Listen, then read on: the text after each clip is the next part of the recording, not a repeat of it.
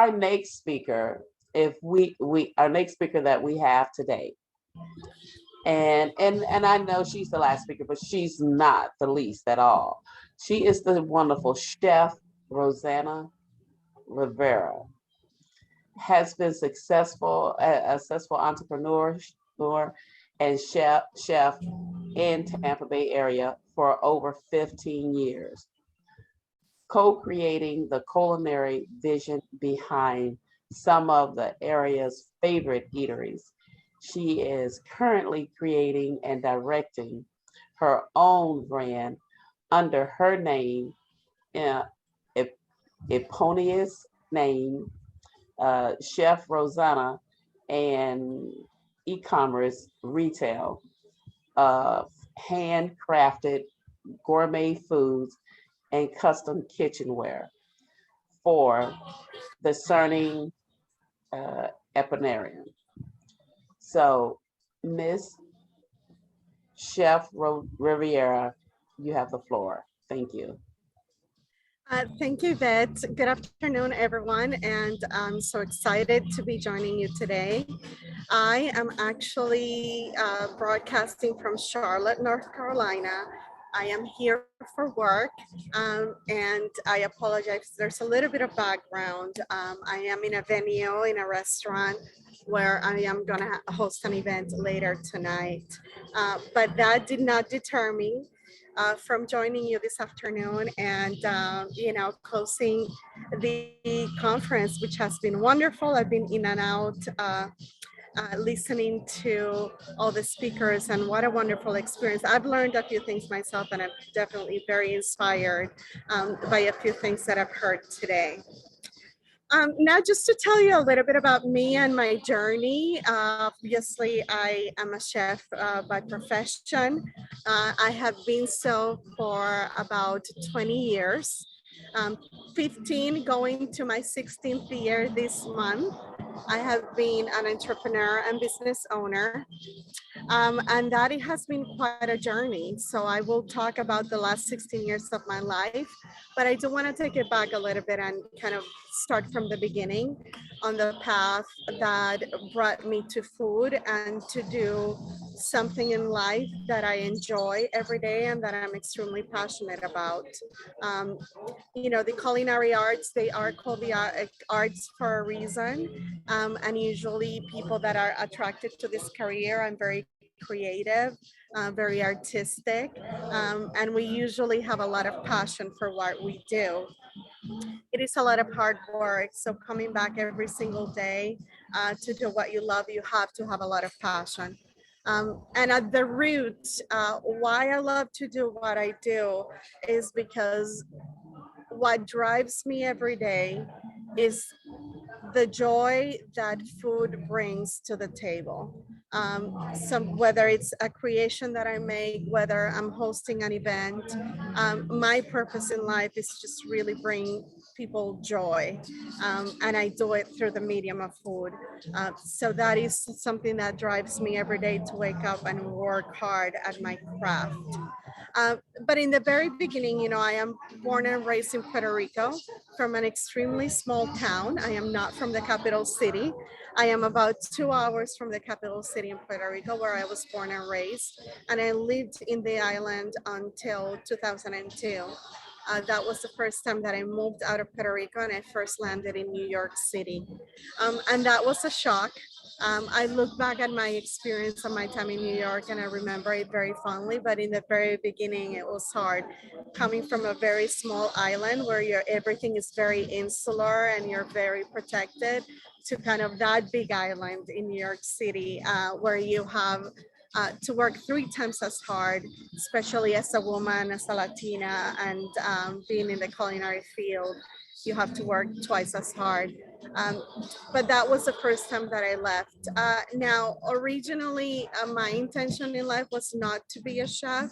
Um, Back then, when I was going through high school and then later my first bachelor's degree in college, being a chef was not what it is now. Um, Food in my life was, I would call it a part time. It was my side job.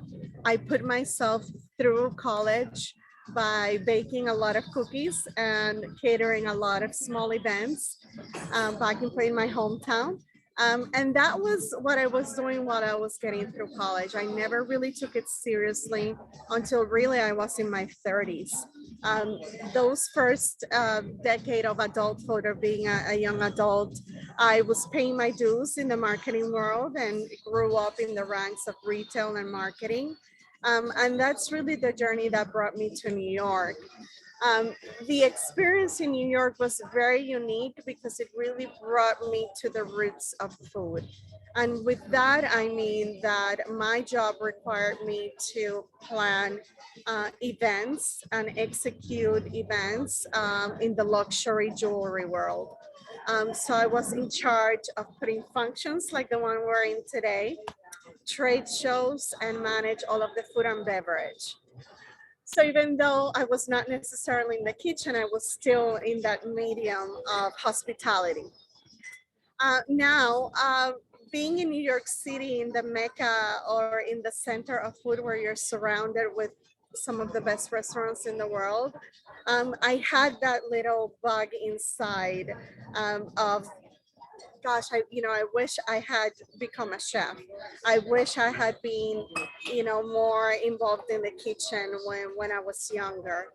And one day, I decided of not to think about any more of the what ifs. And not that I was getting any older, I still had a very successful career in my path.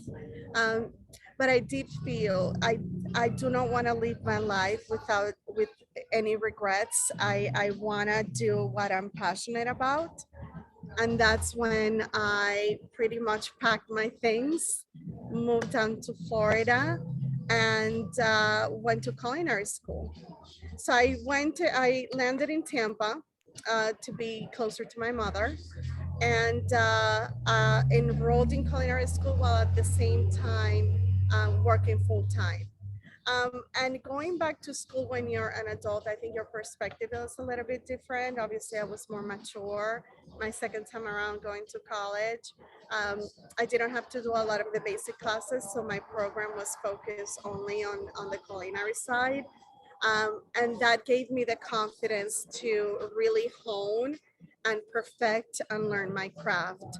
Something that I was very particular about, if I set my path and my intention to do something, I want to be the best at it or the best version of myself at it.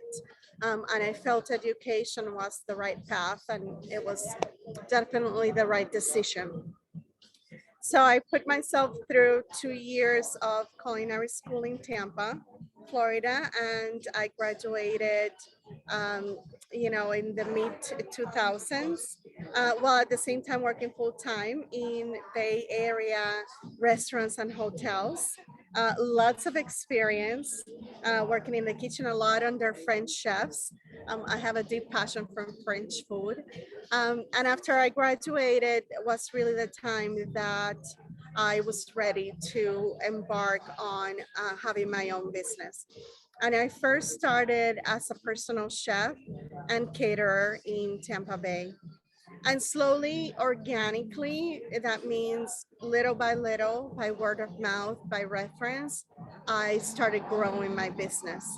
And from doing a lot of 10 people, 15 people event, it gradually moved to doing more 20, 25, 50 people events. So little by little, it was growing up in numbers and I was growing the capacity of events that I was able to do.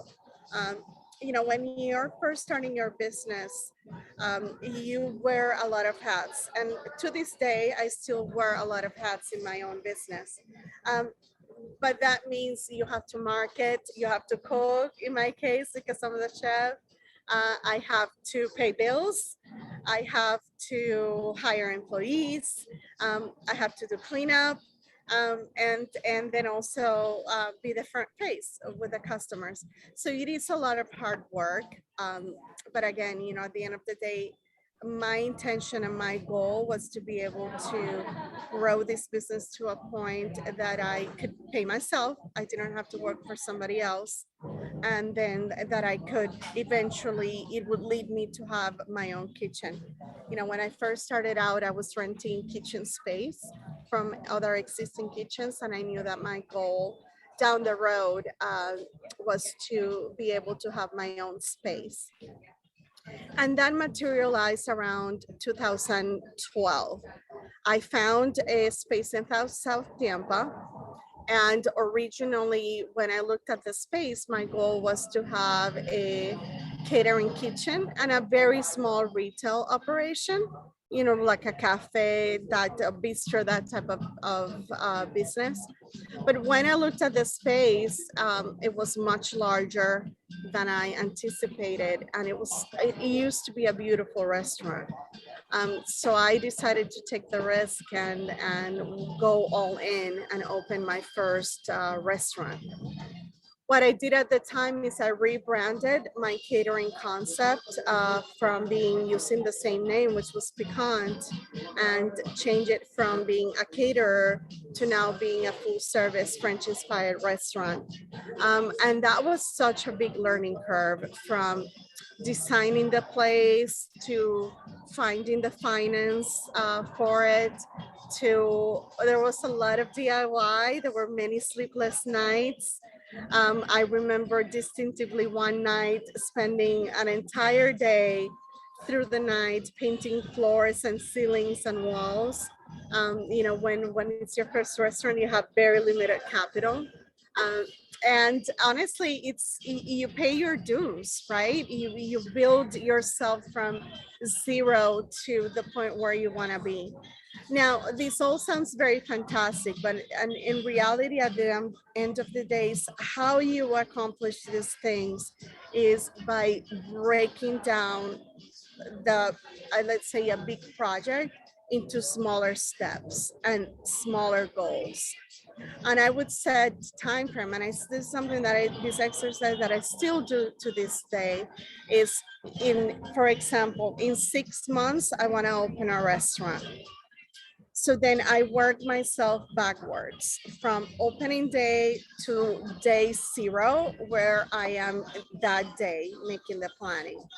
And then I set guidelines and timelines of all the deliverables or items that need to be accomplished, and time frames where I would expect those things to materialize and happen. And then you work at it every single day. You work at that plan every single day. You check it every single day to make sure that you're staying on track.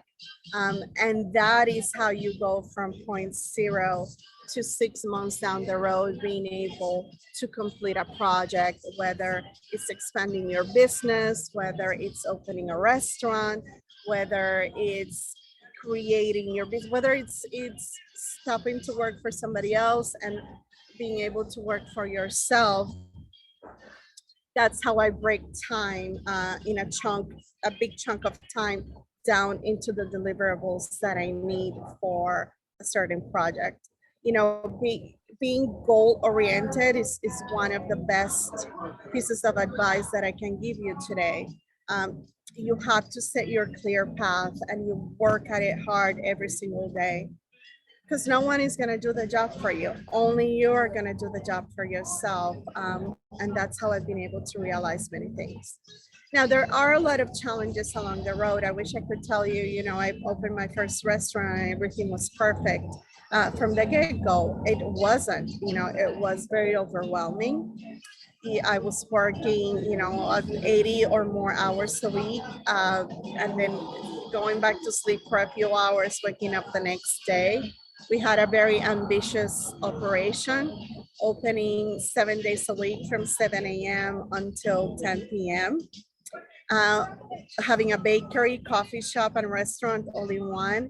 So it has a lot of moving pieces. You need a lot of manpower and you need to work really hard at it. So there are a lot of challenges, and being my first business, there were a lot of mistakes that I did from the beginning. That obviously now looking back, that I'm more mature and more seasoned as an entrepreneur, then things that along the way you correct.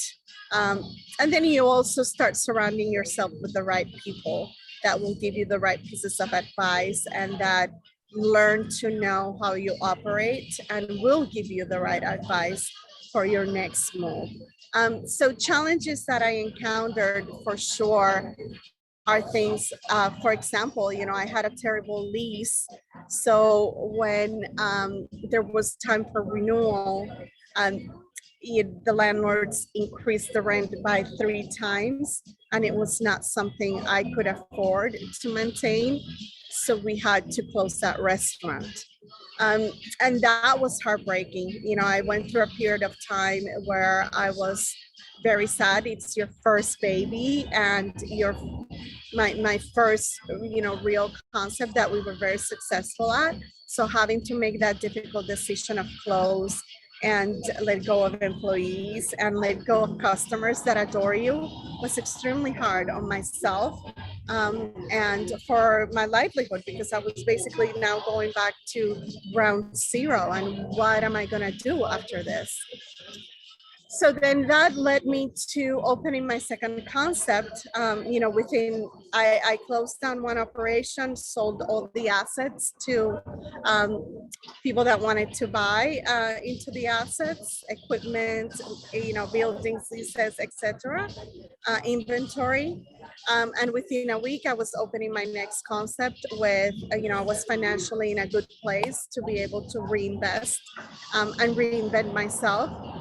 And this was completely off the beaten path. We went from being a French inspired bakery and restaurant to now being inside of a food hall in Tampa with a Mexican concept. And the decision behind that was because I felt that out of all the options that the food hall had, they didn't have any Mexican food. And being a chef for a very long time, I know I've learned how versatile you need to be. And I've practiced and practiced over the years in not only being good at one type of cuisine, but being able to master and feel confident about cooking multiple cuisines. And Mexican is one of them. Who doesn't love good Mexican food? And that business operated very successfully, very, very successfully, I'm happy to say, until COVID. And then, we went through this pandemic that no one was expecting, and that it was uncharted waters for a lot of businesses, because food industry is not the only one affected. We were all affected in different ways. Um, but as it's been extremely documented in the media, restaurants suffered tremendously, especially in the first few months of the pandemic. The recovery was very arduous. And again, even though I had mapped out the next 6 months coming out of pandemic of how much money we were going to lose and how much we were willing, to put into the business to preserve it, the hall itself decided to close. And then, all of the vendors were forced out of our leases. And then what, right? Because at the end of the day, what I said from the beginning to you today, what drives me is this passion that I have of making food and making people joyful through food. So regardless of the many setbacks and roadblocks that I've had in my career, that's not going to stop me from doing what I love to do. So when the decision was handed down to us that the hall was closing and all of the concepts had to leave, I made very quick decisions. Find a kitchen where I can work from. As long as I can cook, I will always be able to pay my bills, and I will always be able to have a career and support myself and other people. So first priority was find a kitchen, which we did very quickly. And for the past year and a half, I've been working really hard at rebranding, pivoting, and changing my business model. What I mean by that is that I don't have a brick and mortar anymore. My businesses are entirely online. Uh, I have a commissary or a hub, a main kitchen where obviously all of the food is produced, and that is in Pinellas Park, which is about 20 minutes from downtown Tampa, if you're familiar with the area. But that what that has allowed me is we're not open to the public, so it's not a retail location. It's in a zone where leases are very flexible. Rent is not high at all, so the overhead is much minimal when compared to a restaurant, and it still allows me to do what I love to do. So the process has been in three parts, if I can explain it to you. I have a catering side, which is the bread and butter of my business. It's doing events, corporate, social, from weddings, birthday parties, baby showers, or a just because party, you name it. Then my second arm of the business is Chef Rosana, this brand that I've created about kitchenware, entertaining, and food specific food products that are you can either enjoy at home, and or we can ship anywhere. And the third side is a chef and the baker, which is more of your daily type of meal. And that's where we have all of our baked goods. So essentially, I'm managing three business under one umbrella, which is myself, my own brand per se, separated into three different avenues. And the reason behind that is, something that I've learned through the years is to be diversify yourself. Um, Kind of find the routes and opportunities, still doing at the core. I cook every day. At the core, that's what I do, and my identity is being a chef. But I have these different channels that are generating income at different times of the day, the week, or the month, and it all combines into one entity. So that is what I've worked through the past 2 years post pandemic, is to pivoting and then growing and marketing these businesses. So going back to the drawing board happened, and happened very quickly. As I mentioned in the beginning, I wear many hats, from marketing my business to showing up to events to traveling. Um, and I have set the intentions very clearly for myself of where I want to go. I sit down every single quarter and I lay out, I have my entire year budget of where I want to end, financial wise, gross sales. And then from there, I break it down into quarters and how much I need to generate. And from there, I break it down to every month. And that is my daily life, monitoring where I am in terms of sales. Because based on that, then I can work on my budget, things that I have to pay for, my overhead at the kitchen, or my overhead with an assistant, or the overhead of prep cooks, which is primarily what I have. And then from there, I have my marketing budget. So it's all tied into that one goal that I have for the year. And then I track it every quarter, and I sit with myself and I readjust my goals and my timelines if need be. I've had so far a very successful year. I'm seeing the numbers of pre-pandemic, which is really great. It's a good time to be in recovery. People are ready to have parties and hosts and make memories, which is what makes me happy. Um, but at the same time, it's obviously very inspiring that despite of the challenges that I've had, not only now in the most recent 2 years, but from the get-go, I've been able to recover and still be able to do on a daily basis what I love to do, which is cook food. At its simplest form, cook great food, delicious food for people. Now, really, what drives me, honestly, is an internal drive. I want to be better for myself. It starts with me. I want to be the best version of myself, and it's something that I work at every day.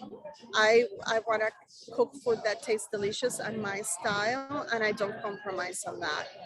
I also want to be the best version of myself, and that includes taking care of myself mentally, health wise, trying to sneak in that yoga session as much as possible. I would love to say daily, but as much as possible during my week. Spend time with people that I love. Travel is one of my biggest passions. So what I've tried, especially in 2022, one of the goals that I set for myself was I want to be able to take my business on the road. I want to expand outside of Tampa, and that's something that I'm able to do um, in a different way in different cities. And I've set out the path of I want to be in Charlotte because I love Charlotte. That's a city, it's wonderful. And I see a lot of potential for growing my business. So that has brought me to create relationships in this city. And I do the same in New York, which is a little bit easier because I still have my relationships from when I lived in New York City. Miami, so I have four cities that primarily I work out from now: New York, Miami, Tampa, and Charlotte.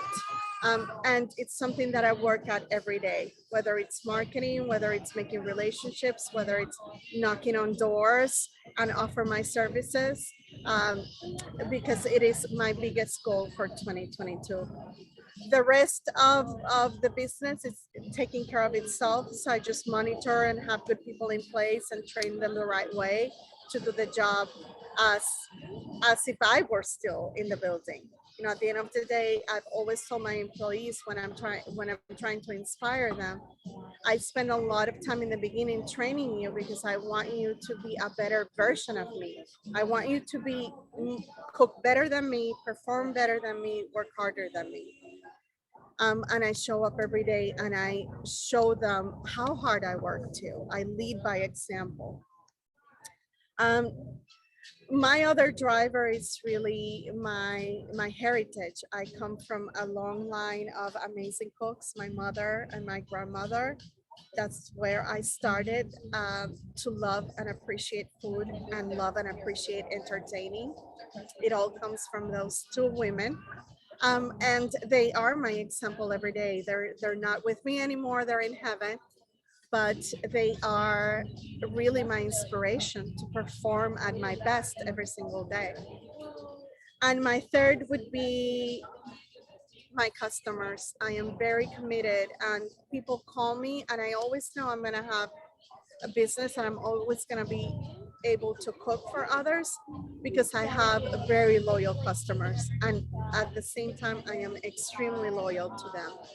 So when you treat people right, when you show up and they know how trustworthy you are, you will always have their back, and they will always have their back for you, and they will always show up for you. So with that, I hope I have covered quite a bit of the past 16 years of my life as a chef and why I love what I love to do. But I will mention before I let everyone go, because I know it's been a long day, that one of the things that people know me most of for now, it's obviously being on TV, being on a great show called Beat Bobby Flay, and winning with one of my signature dish, which is beef empanadas. And I was obviously very lucky, and I worked really hard at performing really well on the show, and I got to beat him. And not only that, I've been very lucky to keep the relationship with the team at the Bobby Flay. Um, the winning recipe was featured in his most recent cookbook, and that was an extreme honor for me. I will say one of the highlights of 2021, as difficult as it was having the honor of being inside of a Bobby Flay cookbook. Now, TV is something that it has been a little bit of luck, chance, and opportunity. If it's something that you want to jump into your life, it's about taking the opportunities that are given to you, showing up, doing your best, and being good to people. When you're kind and you show up without an attitude, with no ego, and you're humble, and you work and you show how good you are in your craft, people show up for you. And that's what I would say is the only reason why I keep being called back to being on TV or being on a show or in a competition, is because of those values that I have from growing up. So thank you guys. I hope I had covered quite a bit of being in the life of, or in being in my life every day. Absolutely. Thank you, Chef Rosana. Thank you so much for having me. And enjoy your stay. Thank you. I will. Well, I have an event later tonight, but yes, Okay. I will. All right. Take care.